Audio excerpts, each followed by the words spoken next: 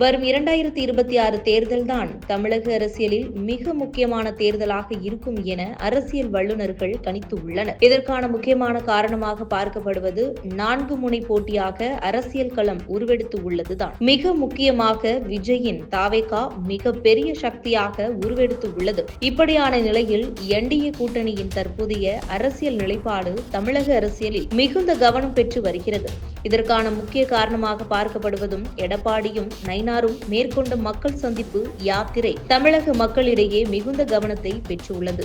இதுதான் திமுக கூட்டணிக்கு சலசலப்பை உண்டாக்கியதாகவும் அறிவாலய வட்டாரங்கள் மத்தியில் பரவலாக பேசப்பட்டு வருகிறது. ஏற்கனவே திமுக ஆட்சியில் தினம்தோறும் அரங்கேறி வரும் அவலங்களை வெளிச்சம் போட்டு காட்டி வருகிறார் பாஜக மாநில தலைவர் நயினார் நாகேந்திரன். தகுந்த ஆதாரங்களுடன் எதிர்க்கட்சிகளும் திமுக அரசின் குறைகளை பொதுமக்கள் மத்தியில் சுட்டிக்காட்ட முதல்வரும் துணை முதல்வரும் என்ன செய்வதென்று தெரியாமல் விழிப்பிதுங்கி நிற்பதாக நெருங்கிய வட்டாரங்கள் தெரிவித்திருக்கின்றார்கள். இதற்கிடையில் பக்கா பிளானுடன் வரும் 2026 தேர்தலை சந்திக்க எடப்பாடி தரப்பு ஒரு புதிய ரூட்டை கையில் எடுத்து இருப்பதாகவும் தகவல்கள் வெளிவந்துள்ளது. முக்கியமாக தமிழகத்தை பொறுத்தவரை டெல்டா ஏரியா என்று திமுக வசம்தான் உள்ளது. அதேபோல் சென்னையும் அதிமுகவின் கோட்டையாக இருப்பதுதான் அதிமுகவுக்கு பெரும் சவாலாக இருக்கிறது. இதை உடைக்கும் வகையில் 2026 தேர்தலுக்கு இளைஞர் படையை களத்தில் இறக்கிவிட்டு அதிமுக வேலை செய்ய இருப்பதாகவும் தெரிவித்திருக்கிறார்கள். ஏற்கனவே திமுகவில் துணை முதல்வர் உதயநிதி ஸ்டாலின்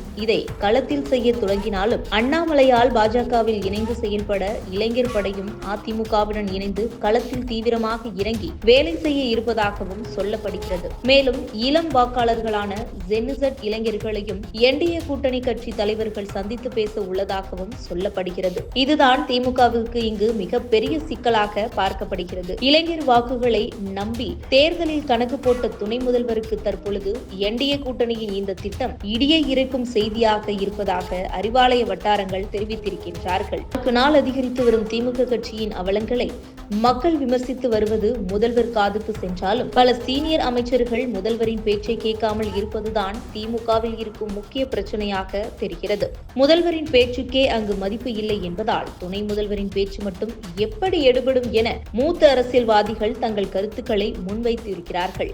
எது எப்படி இருந்தாலும் தமிழகத்தில் திமுகவிற்கு எதிரான அலைகள் நாளுக்கு நாள் அதிகரித்து வருவதால் மீண்டும் ஆட்சி அமைப்பது திமுகவிற்கு பகல் கனவாகவே போய்விடுமோ என உடன்பிறப்புகள் உச்சி கொட்ட துவங்கிவிட்டார்கள்.